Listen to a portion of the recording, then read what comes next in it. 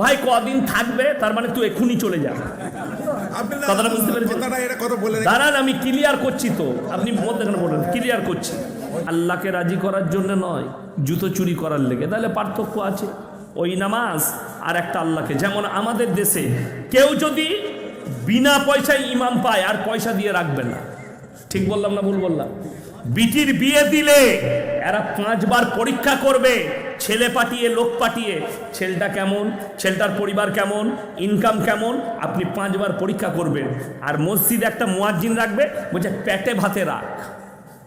গ্রামের চাচা কোনো কাজ করতে পারে না, বলে কি করবি, বলে কোনো কাজ যখন চাচা করতে পারে না, চাচা গো তুমি তো 5 ওয়াক্তের নামাজ পড়ছো, তো তুমি এক কাজ করো, তুমি 5 টাইম আজান দিবে, 3 টাইম খাবে, সকালে নাস্তা, দুপুরে ভাত, রাতে ভাত। চাচা দেখলে নাই মামার থেকে কানা মামা অনেক ভালো, এইটাই ঠিক আছে, আমার চাকরিতে এমনি কোথাও করতে পারবো না, মসজিদে একটু ঝাড়ু লাগাবো আর 5 টাইম আজান দেবো। আর সেই চাচা যখন আজান দিচ্ছে গায়ে আর ফেরেস্তা থাকে না, কেন? ওটা বিনা পয়সার মাল তো। আল্লাহু আকবার,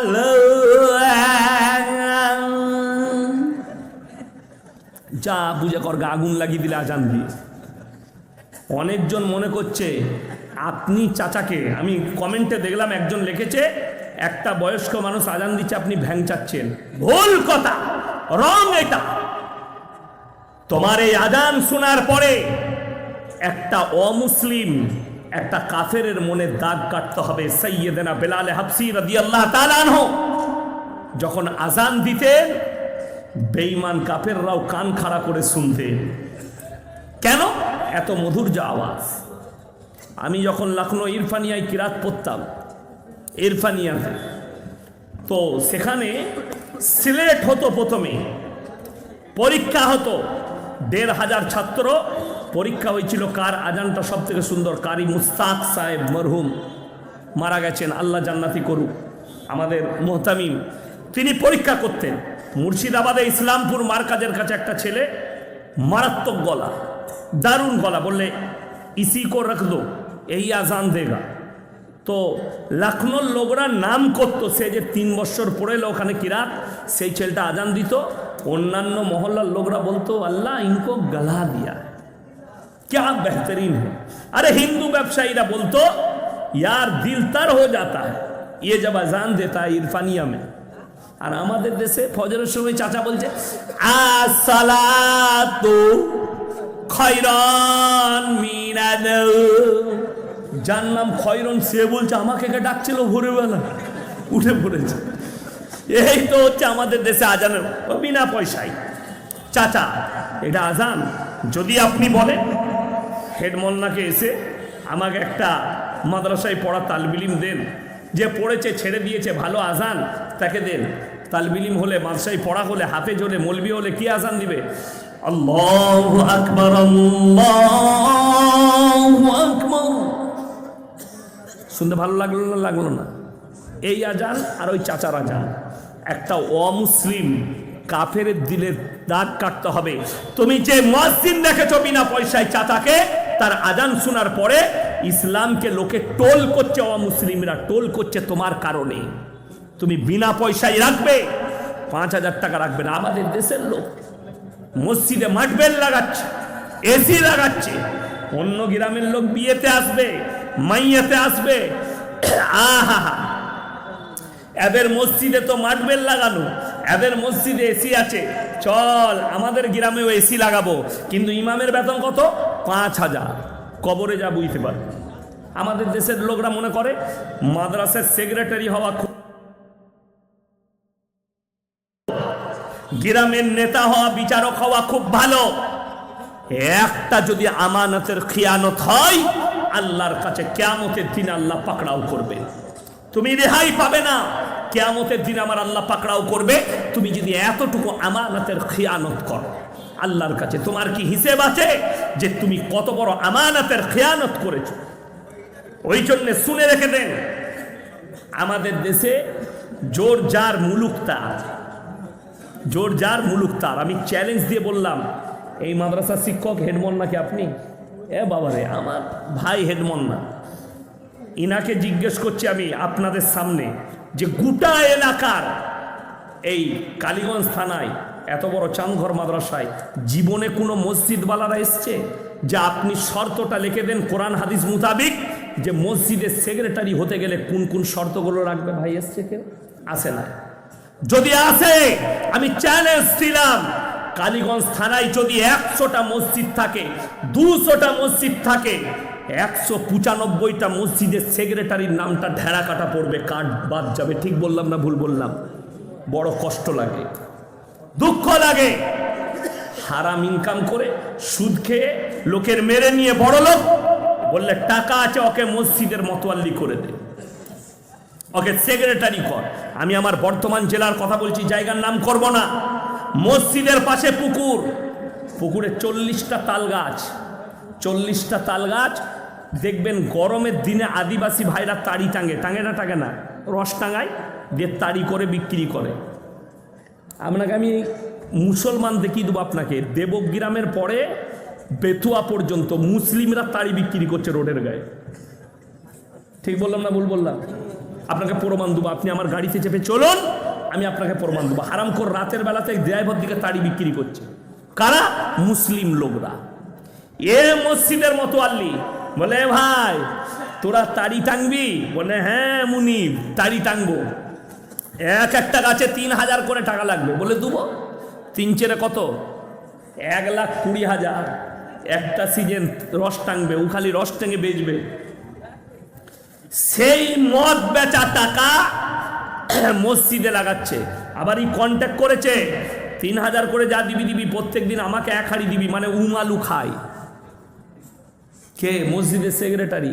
এটা আমি বানানো গল্প বলি নাই, সত্য বলছি। আমাদের পশ্চিম বাংলায়, আমি নদিয়া ডিস্ট্রিক্টে এমন একটা নদিয়ালয়, ওইটা হচ্ছে দক্ষিণ দিনাজপুর বালুরঘাটের কাছে। আমি 1 সপ্তাহ আগে একটা গ্রামে গিয়েছিলাম। ইমাম সাহেবকে জিজ্ঞেস করলাম, ভাই কত বেতন দিচ্ছে নাস্তা করার সময়? বলছে হুজুর 6,500। আমি বললাম ভালোই দিচ্ছে। বলে না, বছরে 6,500। আমি বছরে কি বে? বলে হ্যাঁ। তার মানে? বলে হুজুর খালি আমি জুম্মাগুলো পড়াই। আমরা বাকি? বলে বাকি আজান হয় না, নামাজও কেউ পড়ে না। আমরা ঠিকই আছে। ওই তো আমাদের দেশের 3টে কোয়ালিটির নামাজি, 5 ওয়াক্তের, জুম্মার আর ঈদ আর বকরা ঈদের বার। ঈদের দিনে লাপাই কারা বেশি? ওই বেনামাজি যারা জীবনে নামাজ পড়ে, ওই মালগুলোই বেশি ঈদগায় লাপায়। ঠিক বললাম না ভুল বললাম? ওই মালগুলোই লাপায়। আমি যেখানে ঈদের নামাজ পড়াই, 15-20টা গ্রাম পড়ে বর্ধমানে, তো একজন এসে বলছে, হুজুর কি হলো বে, নিয়তটা একটু বলে দিল। আমি বললাম দরুদ শরীফ জানিস? আত্মাহাতু দয়া মাসুরা না, কিছুই যাই না। আমরা তুই খালি মাথাটা ঠুক ভিতর হয়ে যাবে, তোকে আর কিচ্ছু করা লাগবে না। কেন? আমি তুই তো আর জগৎ থেকে নাই, তুই শুধু এইখানে এইছিস। বড় কষ্টের বিষয়। আপনি ভেবেছেন কিছু মানুষ খালি ঈদ বকরা ঈদ পড়বো, জান্নাত আমার রেডি। কিছু মানুষ মনে করেছে আমি খালি জুম্মা পড়বো, আমি নামাজি। আর কিছু মানুষ মনে করেছে আমরা তো 5 ওয়াক্তের নামাজ পড়ি, আমাদের জন্য পাপ ছাড় আছে। প্রশ্নগুলো কই দেন, শেষেরটা আগে দেবো।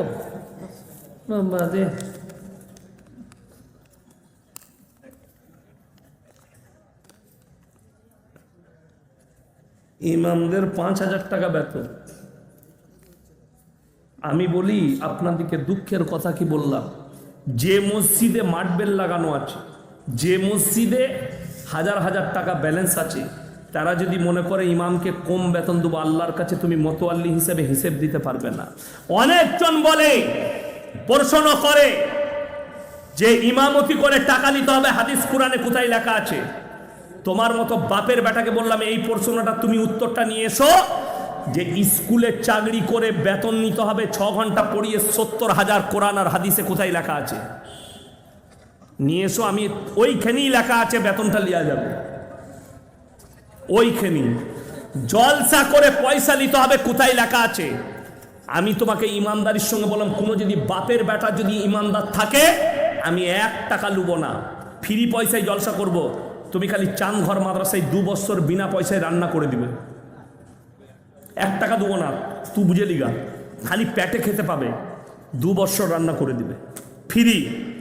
1 সপ্তাহ পরে তুই আন্ডার প্যান্ট খুলে ছুটবি মাঠে মাঠে, জানা আছে আমাদের। তোর কার ইমানের কত জোর!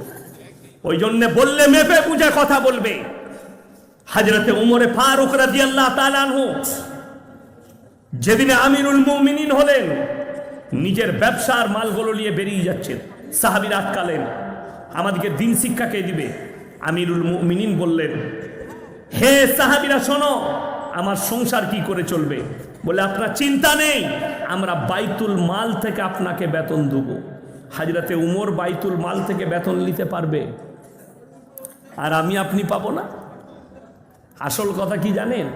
এঁচড়ে পাকা জানেন? এঁচড়ে পাকা কাকে বলে? এঁচড়ে পাকা জানেন না? রোদে যে মালটা পেকে যায় ওটা খুব খারাপ। রোদে পাকা মালটা খেতে একদম টেস্ট থাকে না। তো আমাদের দেশের কিছু মুসল্লি আছে, রোদে পেকে যায় মাল কটা, মানে অল্প বিদ্যা ভয়ঙ্করী, এলেম কালাম নাই, 2 দিন নামাজ পড়ছে, ও ইমামের পায়জামাটা দেখে, সালা ইমাম যদি একটু হাওয়া ছেড়ে দেয় তো বলবে কি অ্যারাডোমে বোমবাস্ট করে দিয়েছে, যা বুঝে করগা। আমার ভাই খুব সাবধান।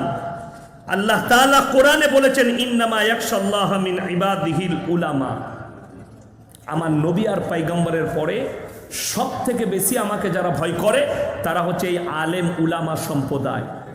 তাই এদিকে বেজ্জতি শুনেলেন রাসূলের হাদিস, যখন মানুষ মূর্খর কাছ থেকে ইলম নিবে, দিন শিখতে চাইবে, আর আলেম দিকে বেজ্জতি করবে, আল্লাহ ইলমের থেকে আগে আলেম দিকে তুলে নেবেন। এটা রাসূল সাল্লাল্লাহু আলাইহি সাল্লামের হাদিস, মাথায় রাখবে। বাংলাদেশ, ভারত বাংলাদেশ সীমান্তে সংঘর্ষ, এ নিয়ে কিছু বলুন। অসুবিধা নাই, যুদ্ধ হলে যুদ্ধ হবে, অসুবিধা কি আছে? যুদ্ধ হলে যুদ্ধ হবে, কিন্তু আপনারা শুনেছেন ওই আমাদের মেদিনীপুরের একটা ভাঁড় নেতা আছে, সে বলেছে 1000 রিস্কা নিয়ে ঢাকা থেকে বেরিয়ে গেছে কলকাতা দখল করবে। শুনেননি? ওর নাম রেখেছে আমি ভাঁড়। 1 বাটি নয়, 2 বাটি নয়, 3 বাটি গরুর মাংস খেয়েছে পশ্চিম মেদিনীপুরে গিয়ে। আমি বলি নাই, আফজল বলে একটা উকিল বলছে, কলকাতা হাইকোর্টের উকিল। তো কার বাড়িতে গেছে তার নামও করে দিলে, কি বলেন? সাহাবুদ্দিনের বাড়িতে পশ্চিম মেদিনীপুরে, আমি চিনি না, কি বললেন? যাই পশ্চিম মেদিনীপুরে প্রচুর জলসা করি, এই 1 সপ্তাহ আগে মেদিনীপুর টাউনে করে এলাম। তো এ বলছে 1000 রিস্কা নিয়ে বেরিয়ে পড়েছে। আচ্ছা, আমরা যদি বলি কলকাতা থেকে আমরা 1 কোটি সাইকেল নিয়ে বেরিয়ে পড়েছি ঢাকাটা দখল করব, আমাদেরকে পাগল বলবে না? বলবে না? পাগল বলবে লোকে। তো এটাও একটা পাগল আসতো। আরজিকর কাণ্ডে সঞ্জয় রায়কে ফাঁসির বদলে অমৃত কারাদণ্ড দিয়েছে। ইসলামী শাসন হলে মুন্ডুচ্ছেদ করতে হতো সমাজের বুকে নিয়ে এসে। কেউ যদি পরকিয়া করে আর ধরা পড়ে যায়, ছেলে মেয়ে তারা যদি বিবাহিত হয়, তাদেরকে জনসমক্ষে নিয়ে এসে মুন্ডুচ্ছেদ করে দাও, এটা ইসলামী আইন। কিন্তু এটা ভারতবর্ষ সরকার যা আইন করেছে সেই আইন পাশ করিয়েছে। কিন্তু ইসলামী শাসন হলে, ইসলামী রাষ্ট্র হলে এই আইন আছে, হাত চুরি করলে হাত কেটে দাও। আজহারির মেহফিলে লক্ষ লক্ষ মানুষ, গিয়াসউদ্দিন তাহেরি বলেছেন আমার মেহফিলেও এত মানুষ হয়। আমি আপনাকে একটা কথা বলে দিই, আল্লাহ নবী সাল্লাল্লাহু আলাইহি সাল্লামকে কিছু মানুষ গালি দিত না? দিত না? আচ্ছা, নবীজির থেকে দামি লোক কেউ এসছে? কথা বলে না? তাহলে তাহিরিকে আর আজহারিকে, কথাটা বুঝতে পারেননি? তাহিরিকে আর আজহারিকে আপনি কেন এগুলো নিয়ে পড়ে আছে? আমি এগুলো নিয়ে ভাবি না। আমার মজমায় 10টা লোক থাকলেও আলহামদুলিল্লাহ। আমার মজমায় আমার বায়ান করার উদ্দেশ্য, আমি বায়ান করছি একটা যুবক যদি পরিবর্তন হয়, বিশ্বাস করুন। আমি একদিন খুব খুশি হয়েছি, একটা ফোন এসছে, ছেলেটার বাড়ি কোন জেলায় বলবো না, আমাকে ফোন করেছে, হুজুর আপনার বক্তব্য শুনি, থাকি কোথায়? কেরলে। কিন্তু আমি বক্তব্য শুনতে শুনতে আমি একটা পাপে লিপ্ত ছিলাম, আল্লাহ আমাকে উদ্ধার করেছে আপনার বক্তব্য থেকে। আমি আল্লাহর কাছে শুকর আদায় যে একজন হিদায়াত পেয়েছে, এটার বদৌলতে হয়তো আল্লাহ আমাকে জান্নাত দিতে পারে। তাছাড়া অন্য কিছু নয়। ছেলেটা বলছে আমি সমকামিতে লিপ্ত ছিলাম, আমি মুসলিমদের ছেলে, আল্লাহ আমাকে হেফাজত করেছে, আপনার বক্তব্য শুনে আমি ত্যাগ করেছি এবং এখন 5 ওয়াক্ত নামাজ পড়ি। এটা তো আলহামদুলিল্লাহ, এটা তো ভালো জিনিস। একজন অমুসলিম ভাই, আমি নাম করবো না কোন জেলার, সে ফোন করে বলে আমি 5 বছর কলেজ স্টুডেন্ট, বয়ান শুনছি, আল্লাহ আমাকে কবুল করেছে, আমি এখন ইসলাম কবুল করে নিয়ে 5 ওয়াক্ত নামাজই পড়ছি। জোরে বলুন সুবহানাল্লাহ। তো এটা আল্লাহর কাছে শুকর আদায় করতে হবে। একটা লোক নামাজি হোক, একটা জলসাই, আলহামদুলিল্লাহ। কত লোক হলো এটা মেটার নয়, 1 কোটি লোকও হতে পারে। আচ্ছা আপনারা বলুন, আমেরিকায় ডোনাল্ড ট্রাম্প জিতে নেয় না জিতে নেয়? তাহলে অতগুলো মানুষ তার দেশের তাকে ভোট দিয়েছে, তাই কি না? ভোট দিয়েছে তবে জিতেছে। এরপর ভেবে দেখুন, তাহলে ওই লোকটা সব থেকে বড় ইমানদার না? ওটা কথা নয়। নবীজি সাল্লাল্লাহু আলাইহি সাল্লাম যখন ইসলাম প্রচার করতে লাগলেন, নবীজি কজন? একা। আস্তে আস্তে আজকে গোটা পৃথিবীতে ইসলাম প্রচার হয়েছে, গোটা পৃথিবীতে 250 কোটি মুসলমান। নবীজি সাল্লাল্লাহু আলাইহি সাল্লাম প্রচার, আজও রাসূলের দুশ্মন আছে না নাই? নবীজিকে গালি দিচ্ছে না দেয়নি? যে লোকটা সবারই কাছে ভালো হবে ওই লোকটা ভালো লোক নয়, মাথায় রাখবে। কিছু লোকের কাছে খারাপ হতে হবে। আমি কি আপনাদের সকলের কাছে ভালো না কারো কাছে খারাপ আছে? আছে। এইখানেই কিছু লোক আছে আমাকে গালি দিবে পেছনে, এটাতে কোনো সন্দেহ নাই, আর এটা তার দোষও নাই। এইটাই হচ্ছে দুনিয়া, এইটাই দুনিয়া। ওই জন্য এইগুলো নিয়ে ইসরায়েল হেরে গিয়ে শান্তি চুক্তি করলো ফিলিস্তিনের সাথে, এ নিয়ে কিছু বলুন। আপনাকে কে বলল যে যুদ্ধ বন্ধ হয়ে গেছে? চুক্তি হয়েছে, বন্ধ হয়নি, হামলা চলছে। আর এই চিঙ্গারিটা কিয়ামতের চিঙ্গারি, মাথায় রাখবে। গোটা পৃথিবী আর লেপেটে আসবে, খুব তাড়াতাড়ি ইরান যুদ্ধে জড়াবে এবং এই চিঙ্গারি গোটা পৃথিবীতে ছড়াবে, গোটা পৃথিবীতে বিনাশ যুদ্ধ হবে। 3য় বিশ্বযুদ্ধ যেটা হবে, বৈজ্ঞানিকরা বলছে, বিশেষজ্ঞরা, যে যখন যুদ্ধ হবে গড়ে 70 লাখ মানুষ মারা যাবে, পরমাণু যুদ্ধ। ইরান বলছে আমি পরমাণু তৈরি করে ফেলেছি, তার শক্তি, পরমাণু শক্তি চলে এলে গোটা মিডিল ইস্টে হাড়কাম মচে গেছে। ইরান যুদ্ধ, পরমাণু তৈরি করে নিয়েছে। যুদ্ধ যে কোনো দিন হতে পারে, আর যুদ্ধ বিরাম হয়নি। 70 লাখ মানুষ মারা গেছে ফিলিস্তিন আর গাজায়। এখনো ওইটা, এটা পৃথিবীর মানুষকে একটা দেখাওয়া, অন্য কিছু নয়। আজ ট্রাম্পের শপথ গ্রহণ, মোদি কেন আমন্ত্রণ পাইনি এবং ট্রাম্পকে, আমাকেও আমন্ত্রণ করেনি, আমি কি করব ভাই? এটা দেশের আভ্যন্তরীণ ব্যাপার, কেন দাওয়াত দেয়নি সেটা তাদের ব্যক্তিগত ব্যাপার। তো আমি লাস্টে আপনাদের কাছে একটা কথা বলবো, সবাই আজ থেকে কোরআনকে মহব্বত করবেন। জোরে বলুন ইনশাআল্লাহ, হাত তুলে বলুন ইনশাআল্লাহ। দেখুন, আপনারা অনেক টাকা দান করেছেন, দিয়েছেন, এই মাদ্রাসা আপনাদের, ইজ্জত আপনাদেরকে একটা কথা বলি, 3টে লোক যদি মানুষের কাছে হাত পাতে, জীবনে তোমরা হাত ফিরিও না, কেউ ফিরাবো না। জোরে বলুন ইনশাআল্লাহ, জোরে বলুন ইনশাআল্লাহ। নাম্বার 1, ওয়া আতিদাল কুরবা, তোমার কাছের গরিব। নাম্বার 2, ওয়াল ইয়াতামা ওয়াল মাসাকিন। নাম্বার 3, ওয়াবনাস সাবিল ওয়ালা তুবাদ্দির তাবদির। আর মুসাফির যদি হাত পাতে, আজকের জলসায় সব থেকে বড় মুসাফির কে? আমি আপনাদের কাছে কিছুই চাইবো না, খালি একটা জিনিস চাইবো, সব থেকে দামি কিতাব কি? কোরআন। 500। দেখুন, আল্লাহ রসুল সাল্লাল্লাহু আলাইহি সাল্লামের হাদিস, যার বাড়িতে মাইয়াত হবে তার বাড়িতে 3 দিন চুলা জ্বলতে দিও না, এটা প্রতিবেশীর হক।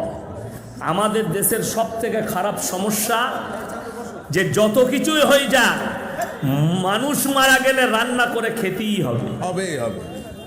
এটা কিন্তু ইসলামী শরীয়ত নয়। যদি বলেন দূর থেকে মেহমান আসবে, মেহমানের দায়িত্ব বাড়ির লোকরা করবে। মুসাফির যারা থাকবে, মুসাফিরের খিদমত হতে হবে। মুসাফিরের খিদমত কারা করবে? পাড়ার লোকরা, গ্রামের লোকরা নিজে নিজের বাড়িতে খাওয়াবে। কথাটা বুঝতে পারেননি? আমি ইয়াসিন বর্ধমান থেকে এসেছি, এখানে কোনো মাইয়েতে, তো জেনে রেখে দেবেন আমার খাবারের প্রয়োজন আছে, যেহেতু আমি রাস্তায় এসেছি, যদি খেতে চাই। তো যেমন আমার গ্রামের লোকের একটা গুণ আছে, পুরুষা কোনো জায়গায় মাইয়াত বাড়িতে খানা খাই, সবাই আমাদেরকে খুব ভালোবাসে। কোনো জায়গায় এমনকি জানাজাতে গেলে, আমি একজন হাজি সাহেবের জানাজায় এসেছিলাম মুর্শিদাবাদে, তো সেই হাজি সাহেবের মুর্শিদাবাদে জানাজার নামাজ পড়েছি। তা আমাকে বললে হুজুর খাবারের ব্যবস্থা, যেমন তোমরা জানবরে খাও, আমি খাই না। তো আমি বেরিয়ে পালিয়ে এলাম, হোটেলে দুটো রুটি খেয়ে বাড়ি গিয়েছিলাম। কোনো জায়গায় খাই না। শুনে রেখে দেন, শরীয়তটাকে শরীয়তের মতো মানেন, নিজের মতো করে শরীয়ত তৈরি করবেন না। আমাদের সমাজের লোক শরীয়ত কেন বলছে, বাপ দাদর আমল থেকে হয়ে আসছে। এই যে কথাটা, এটা হচ্ছে লূত নবী নূহ নবীর কওমের কথা। লূত নবী যখন দাওয়াত দিয়েছেন, তার কওম বলেছে আমরা বাপ দাদর আমল থেকে এই পাপে জড়িত, এই জায়গা থেকে আমরা সরব না। ওই জন্যে লূত নবীর বিবির জন্যে জাহান্নামী কোরআনের লাকির টেনে দেওয়া হয়েছে, ঘোষণা করে দেওয়া হয়েছে। নূহ নবী যখন দাওয়াত দিয়েছে, তার ছেলে কিনান, তার কওম, তার স্ত্রী, এরা বলল আমরা বাপ দাদর আমল থেকে লড়ব না, আমাদের বাপ দাদা যা করেছে সেটাই করব। যখন আপনার কাছে স্পষ্ট হয়ে যাবে এটা শরীয়ত নয়, এটা শরীয়ত বিরোধী কাজ, তখন ওই কাজ থেকে সরে আসতে হবে। যখন আপনার কাছে কেউ দলিল পেশ করবে, যেমন আপনাকে বলে দিই, এমন একটা যুগ ছিল মুল্লাজিরা মসজিদ চালাতো। মুল্লাজিরা মানে নামাজ ফামাজ একটু পড়তে জানতো, কোরআন হাদিসের জ্ঞান ছিল না। মাশাআল্লাহ, আরও একজন 500 টাকা দিয়েছে। সেই সময় মুল্লাজিরা দেশ চালাতো। তো তারা যখন মসজিদ চালাতো, তারা বলতো আকিকার গোশত বাম্মা খেতে পাবে না, নানা নানি খেতে পাবে না। কিন্তু হাদিসে স্পষ্ট আছে আকিকার গোশত হচ্ছে পবিত্র গোশত, এটা সবাই খেতে পাবে, দাদু দাদি নানা নানি বাম্মা আত্মীয় স্বজন সবাই। কেন? তারা জানতো না, তারা মনে করতো ছেলের নামে আকিকা দেওয়া হচ্ছে, ওই গোশতটা খেলে ছেলের ক্ষতি হবে, ছেলের গোশত খাওয়া হবে। এটা কাদের? একটা মূর্খ লোকের একটা উক্তি যে ছেলের গোশত খাওয়া হবে, কিন্তু সম্পূর্ণ এটা মূর্খামি ছাড়া আর কিছু নয়। ওই গোশত সবাই খেতে পাবে। টাকাটা নেন তো আমার ভাই। ওই জন্যে বেদাত থেকে বাঁচুন, শিরক থেকে বাঁচুন। আল্লাহর কাছে সব থেকে নিকৃষ্ট পাপ রক্তদান শিবির। হারাম আপনি বলেছেন, দেখুন রক্তদান শিবির হারাম আমি বলেছি, তার পদ্ধতি বলেছি আমি। কেমন করে রক্ত বিক্রি করা জায়েজ আছে? মনসে জায়েজ নাই। কি? হারাম। শরীরের কোনো অংশই বিক্রি করা হারাম। আপনি যখন রক্তদান শিবির করবেন, যারা রক্তদান শিবিরে যিনারা আসবেন, যে হসপিটালের লোক আসবে, তাদের সঙ্গে কাগজে চুক্তি করতে হবে, সই করতে হবে। এই যতগুলো রক্ত আমরা দান শিবিরে দিচ্ছি, এগুলো একটাও বিক্রি করা যাবে না। এগুলো সব অনুদান করতে হবে, দান করতে হবে, তবে সেই রক্তদান শিবির জায়েজ আছে। যদি বলেন আমরা শিবির করছি, তোমরা রক্ত নিয়ে বেচবে না, কি করবে বুঝে নাও, হারাম ওই রক্তদান শিবির। কোনো মুফতি যদি হালাল ফতোয়া দেয়, আমি আর জীবনে বক্তব্য দেবো না। রক্তদান শিবির জায়েজ আছে, ভালো জিনিস, রক্ত কোনো অসুবিধা নাই। শর্ত রেখে দিতে হবে, এই রক্ত গরিবের জন্যে, বিপদগ্রস্ত মানুষের জন্যে, অ্যাক্সিডেন্টের মানুষের জন্যে এই রক্ত দান করতে হবে। ওই জন্য আমার হয়তো কেউ কেটে বক্তব্যটা দিয়েছে, এই বক্তব্যটা কেটে দিয়েছে, দিয়ে বাকিটা ছেড়েছে, ওই জন্য মানুষের বুঝতে ভুল হয়েছে। আমি আজকে ক্লিয়ার করলাম যে সিস্টেমেটিক্যালি আপনাকে রক্তদান শিবির করতে হবে। যেমন বলে দিই, এই যেমন ব্লাড ব্যাংক বেরিয়েছে, সেখানে জমা থাকে, আপনি ফ্রি রক্ত পাবেন কার্ড দেখালে। এখন কিন্তু বর্তমানে আর একটা ফিতনা আসছে, এখনো পর্যন্ত গ্রামগঞ্জে আসেনি, শহরতলিতে চলে এসছে। সেটা কি? সেটা হচ্ছে দুধ ব্যাংক। দুধ ব্যাংক, যে সমস্ত মায়েদের স্তনে দুধ বেশি, বাচ্চা আছে, সেই দুধগুলো বের করে ডিব্বা করে দুধ ব্যাংকে জমা করছে। কোনো বাচ্চা হলে তার মায়ের দুধ না পেলে সেই ডিব্বার দুধগুলো তারা ওষুধ দিয়ে রেখে দিচ্ছে, তাদেরকে দিচ্ছে পুষ্টিকরের কারণে। এইটা কতটা ডেঞ্জার ইসলামের জন্য বলে দিই। গত 1 মাস আগে পাকিস্তানে একটা প্রোগ্রাম হয়েছিল, যে প্রোগ্রামে পৃথিবীর বড় বড় স্কলাররা ছিলেন। ভারতের একজন ছিলেন ডাক্তার জাকির নায়েক, পাকিস্তানের একজন ছিলেন মুফতি তাকি উসমানী, মুফতি তারিক জামিল, তারিক মাসুদ, এরকম করে বিভিন্ন উলামারা ছিল পৃথিবীর। আরবের অনেক শেখরা ছিলেন। সেখানে তাকি উসমানী একটা কথা বলেছেন দামি, যে কিয়ামত से पहले दुनिया में हराम औलादों से भर जाएंगे। कैसे? ये तो बेईमान काफिरों के एक बहुत बड़ा साजिश है इस्लाम के लिए कि इनके पास भी हराम औलाद आ जाए। দেখুন ইনি আর আমি সত্যিকারই আমরা আত্মীয় এবং বন্ধু। ইনার বাচ্চা হয়েছে, ইনার স্ত্রীর স্তনে খুব দুধ বেশি, ইনি নিয়ে গিয়ে ব্যাংকে জমা করলেন যে এটা কোনো গরিবের যে দুধ পাবে না তাকে দিয়ে দিবেন। আমার স্ত্রীর বাচ্চা হলো, ইনার বেটা হয়েছে, আমার মেয়ে হয়েছে। তো আমার স্ত্রীর স্তনে দুধ নেই, আমি ব্যাংকে গেলাম, দুধ নিয়ে এলাম, ইনার স্ত্রীর দুধটা আমাকে দিলে, আমার ছেলে আমার মেয়ে খেলো, বড় হলো। খোদা না খাস্তা আমাদের দুজনার রিশতেদারিতে বদলে গেল যে আপনার ছেলের সাথে আমার মেয়ের বিয়ে। এরপর মৌলানা সাহেব আমার পাশে বসে আছে, জিজ্ঞেস করুন এই বিয়েটা হারাম হবে না হালাল হবে? হারাম। দুধ ভাই বোন আর চলবে না।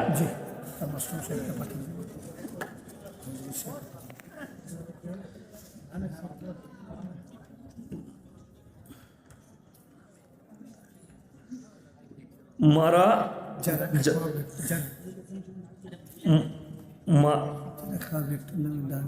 যারা মরা ব্যক্তির নামে দাঁড়িয়ে মোনাজাত কি এটা মোনাজাত পালন করা কি শিরিক? দেখুন, শিরিক নয়, কিন্তু একদম কঠিন বেদাত, কাঁচা বেদাত। আচ্ছা আপনারা বলুন, জানাজার নামাজটা দোয়া না দোয়া নয়? দোয়া। নামাজের সুরাতে দোয়া। তো নামাজে জানাজাই যখন দোয়া হচ্ছে, তাহলে ওই দোয়াটা কি সাকসেসফুল নয় যে আর একবার দোয়া করতে হবে? এটা হচ্ছে বেদাতিদের একটা বড় কল। আর শুনে রেখে দেন, সমস্ত দেওবন্দি আহলে হাদিসরা কাফের কার কাছে? আহমদ রাজা বেরেলির কাছে। আর আমি আপনাকে বলে দিই, পৃথিবীতে সব থেকে বড় ফিতনাবাজ আহমদ রাজা বেরেলভি, যে গোটা পৃথিবীতে ফিতনা ছড়িয়েছে। এবং বড় বড় পৃথিবীর শেখ উলামারা আহমদ রাজা বেরেলভিকে কাফের ফতোয়া দিয়েছে, যার কারণে যেমন আমার কাছে একটা ওনার লেখা বইটার নাম মনে পড়ছে না, আমার মোবাইলে আছে, সেই বইয়েতে লিখেছে যতগুলো নবীরা আছেন তাদের স্ত্রীকে তাদের কবরে দেওয়া হয়, এটা লিখেছে। এই ধরনের বহু রকমের খারাপ মাসলা মাসাইল, সমাজের বুকে যত রকমের বেদাত আর কুফরি আকিদা আহমদ রাজা বেরেলভি ছড়িয়েছে। তো আমি আপনাকে বলবো, শুনে রেখে দেন, যে যখন কোরআন হাদিস আপনার কাছে স্পষ্ট যে আপনি নামাজ পড়ছেন, দোয়া হচ্ছে, ওই নামাজটাই দোয়া, দ্বিতীয়বার আর দোয়া করা লাগবে না। আপনি কবর জিয়ারত করতে পারেন, কোনো আমাদের মৌলবি নিষেধ করেনি যে কবর জিয়ারত করা যাবে না। কবর জিয়ারত করুন, বাপের জন্য দোয়া করুন, মায়ের জন্য দোয়া করুন, মায়ের কবর জিয়ারত করুন। আপনি আমার মাদ্রাসায় গেছেন, বললে ইয়াসিন সাহেব নেই, মারা গেছে, তো আপনি বললেন কোথায় কবরস্থান, আপনি আমার কবর জিয়ারত করলেন, নেকির কাজ, কোনো অসুবিধা নাই, দোষের নাই। কিন্তু এইখান থেকে নেকির উদ্দেশ্যে যে আমি ইয়াসিন সাহেবের কবর জিয়ারত করতে গেলে নেকি পাবো, এই উদ্দেশ্যে যাওয়া কঠিন বেদাত, জায়েজ নাই। আমি বলে গেলাম, শুনে নেন, মক্কা মদিনা আর বাইতুল মুকাদ্দাস, কোথায় কোথায় বললাম? মক্কা, মদিনা, বাইতুল মাকদাস, আল আকসা মসজিদ, এই তিনটে জায়গা নেকির উদ্দেশ্য ছাড়া, এই তিনটে জায়গা বাদ দিয়ে যেখানে নেকির উদ্দেশ্যে সফর করবে, ইসলাম শরীয়তে জায়েজ নাই। অনেকজন পাথর চাবড়ি আপনাদের নদিয়ায় আছে, মুর্শিদাবাদে আছে, গুটকাখোর ফতোয়া দিয়েছে, বলে খালা তুমি যদি পায়ে হেঁটে পাথর চাবড়ি যাও হজের নেকি পাবে। খালা চলতে পারছে না, কিন্তু হেঁটে হেঁটে পাথর চাবড়ি যাবে। নাউজবিল্লাহ বলেন। এই নেকির উদ্দেশ্যে পাথর চাবড়ি যাওয়া গুনার কাজ। নেকির উদ্দেশ্যে আমি বলিনি, আমার কাছে প্রুফ আছে। ফুরফুরার একজন পীরজাদা সেদিনে বক্তব্য দিয়েছে যে ফুরফুরাতে যদি কেউ নেকির উদ্দেশ্য নিয়ে আসে, সফর করে, এটা শরীয়ত সম্মত নয়। কাফের ফতোয়া দিলে ওই পীরজাদাকে দাও, ইয়াসিনকে দিবার আগে। আমার ভাই, আপনারা দোয়া রাখবেন, আপনাদের জন্য দোয়া। ক্লিয়ার হলো না মুল সাহেব? কি ওই ভাত রান্না করা, যদি সমাজের লোক বহিরাগত মেহমানদের জন্য রান্না করে, তো সেটা জায়েজ নয়, সেটা বলেন। সমাজের লোক, সমাজের, শুনেন, মেহমানদের মেহমানদারি করার দায়িত্ব হচ্ছে প্রতিবেশীর। কার বললাম? প্রতিবেশীর। আমি এসছি, আমাকে মেহমানদারি করাবার দায়িত্ব হচ্ছে প্রতিবেশী। আমি মাইয়াত বাড়িতে অত দূর থেকে এসছি। আপনারা যদি প্রতিবেশী, তার ঘরের রান্না হলে জায়েজ নাই। ঠিক, আপনি ওরা একটু গোলমাল করে বলতে যাচ্ছে, না এটা ক্লিয়ার করে, ক্লিয়ার, আবার আরো ক্লিয়ার হোক। আমি ক্লিয়ার করে বলতে যাচ্ছি হ্যাঁ, শোনে না, এই কথাটা গুরুত্ব দিয়ে শোনে, মেলা লোক দিচ্ছে। বলতে চাইছি আমরা 250, 100, 1 কেজি চাল, 2 কেজি চাল, 50-100 কোটি টাকা দিই, আমরা 500 ঘর দিই, এক জায়গায় রান্না করে খোয়ালাম, সেটা কি জায়েজ হবে? না আমার বাড়িতে আমি ডানা চেপে ধরলি একটা লোককে খোয়ালাম, সেটা জায়েজ হবে? দেখুন, বলেন। দুটোই পদ্ধতি। একটা হচ্ছে যে আমি ইয়াসিন এসছি, আমার তো এখানে আত্মীয় নাই, নাই, হ্যাঁ, একজন ইমাম সাহেব মারা গেছে, আমি তার জানাজায় এসছি, আমার কোনো আত্মীয় নাই, তাইলে আমাকে খাওয়ানোর ব্যবস্থা গ্রামের মানুষকে করতে হবে। সেটা কোথায় করবেন? সেটা কিন্তু তার বাড়ি, যে ঘরে মাইয়াত হয়েছে তার বাড়ির যদি খরচা করে রান্না করা হয়, শরীয়তে জায়েজ নাই। ঠিক, সেটা তো কথাটা বুঝতে পেরেছেন? এবার ঠিক আছে। এরপর শুনেলেন, আপনি কোথায় রান্না করবেন ওটা আপনার ব্যাপার, কিন্তু একটা মেহমান মুসাফির সে যেন ভুকা পেটে না যায়, এটা হচ্ছে মেজবানের দায়িত্ব। মেজবান আর মেহমান, রসুল সাল্লাল্লাহু আলাইহি সাল্লাম বলেছে তোমরা মেহমানের সঙ্গে খারাপ ব্যবহার করো না, মেহমান যেন নারাজ না হয়, আল্লাহ নারাজ হয়ে যাবে। আমি মেহমান এসছি, আমাকে আপনারা নারাজ করবেন। আপনার বাড়িতে কুটুম এলে আপনি কি বলবেন? দেখবেন অনেক লোক আছে যারা কিপটে লোক, যদি বলে ভাই কদিন থাকবে, তার মানে তুই এক্ষুনি চলে যা। আপনি না- কথাটা বুঝতে পেরেছেন? কথাটা এটা কথা বলে রেখে- দাঁড়ান, আমি ক্লিয়ার করছি তো, আপনি মধ্যে কেন বললেন? ক্লিয়ার করছি। আপনি বললেন কদিন যাবে, কবে যাবে, তার মানে সে ইশারা বুঝতে গেল আমাকে চলে যেতে বলছে। শুনে নেন, আপনি গ্রামের লোকের টাকা তুলে এক জায়গায় রান্না করছেন, হ্যাঁ, তার ঘরে বাদ দিয়ে হ্যাঁ, তাহলেও চলবে, কোনো অসুবিধা নাই। ওইটাই- কথাটা বুঝতে পেরেছেন? আর যদি বলেন যে না আমরা ওটা রান্না করব না, যে যার পারে ঘরে করোগা, কুটুমজনকে নিয়ে গিয়ে খাওয়াবে, সেটাও জায়েজ আছে। সেটাও চাই, ঠিক। কিন্তু যার বাড়িতে মাইয়াত হয়েছে তার বাড়িতে খরচা করে রান্না খাওয়ানোর শরীয়তে জায়েজ নাই। রসুলের স্পষ্ট হাদিস আছে, যার বাড়িতে মাইয়াত হয়েছে 3 দিন তার বাড়িতে চুলা জ্বলতে দেওয়া না। শুধু সেই দিনটা নয়, আপনি মেহমানকে খাওয়ালেন নয়, 3 দিন তার বাড়িতে তার প্রতিবেশীর হক যেন চুলা না জ্বলে। তার পারের লোক কালকে ভাই রান্না করো না, আমরা আমার বাড়ি থেকে তোমাদিকে খাওয়াবো, হ্যাঁ, এটা খাওয়াতে হবে। তার ডাইনের, তার বাঁয়ের, ঠিক আছে। আপনি এবার ভালো, আপনি এটা বললেন, আমরা 50 জন হ্যাঁ টাকা দিলাম, 1 কেজি করে হ্যাঁ চাল, হ্যাঁ 200-100 কোটি টাকা হ্যাঁ। দিলাম, দেওয়ার পরে রান্না করলাম, হ্যাঁ। 500 লোকের রান্না হইলো, হ্যাঁ। ভালো করে বুঝে যান। পাড়ার লোক খেলাম, আমরা খেলাম, পাড়ার লোক খেলাম, সমাজের লোক খেলাম। জায়েজ আছে, দাঁড়ান, জায়েজ আছে। বাকি লোক খেলো, হ্যাঁ জায়েজ আছে। সেটা হ্যাঁ। মানবার 3টে বাড়ির পাশে রান্না বান্না করা হইলো, হ্যাঁ। রান্না বান্না করা হইলো, হ্যাঁ। তো সেই রান্না বান্না খাইলো, হ্যাঁ। যদি মরাবাড়ির টাকা না লাই, হ্যাঁ। তাহলে কি তাদের জায়েজ আছে। সে খাওয়াতে যাবে? হ্যাঁ, এবং আপনিও খেতে পাবেন, আমি ইয়াসিনও খাবো। বাস, ঠিক আছে। কথাটা বুঝতে পেরেছেন? ঠিক আছে, পরিষ্কার আর যদি ওই বাড়িতে যদি 1 টাকা আসে, ওই বাড়ি থেকে 1 টাকা এলেও লাগানো যাবে না। ধরে নেন অনেক জায়গায় সিস্টেম আছে, আমি বলি, আমি আমার গ্রামেও বলেছি, চুপ করুন, আমাকে বলতে দেন, আমাকে কি চুপ করুন না, আপনারা চুপ করুন।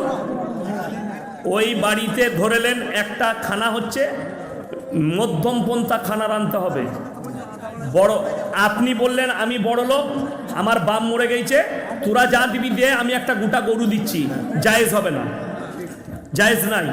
1 টাকা লাগানো যাবে না যার বাড়ির মাইয়াত হয়েছে, তাহলে আর গ্রামের মানুষ কি মেহমানও খেতে পাবে না। যার বাড়িতে মাইয়াত হয়েছে সে যদি 1টা টাকা দেয়, যদি 5000 টাকা উঠে, সেটাই যে খানাটা রান্না হবে নিম্নমানের, সেটাই খেতে হবে। কথাটা ঠিক হলো, হ্যাঁ?